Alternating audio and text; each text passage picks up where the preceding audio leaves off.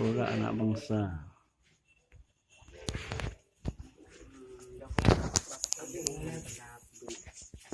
Ini kan, bawa dia ke betul ni. Ada kan itu nak mentol, nak pentol. Oh, itu. Udah dulu lah kau pegut. Dulu pegut. Ya, ini tu yang jadi. Lumayan kudu jadi dah buat dah.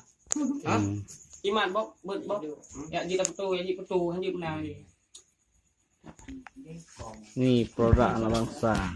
Mu samping lagi kat dulu. Samping dia ha. Hang Kong. Yang buat apa pakai kan.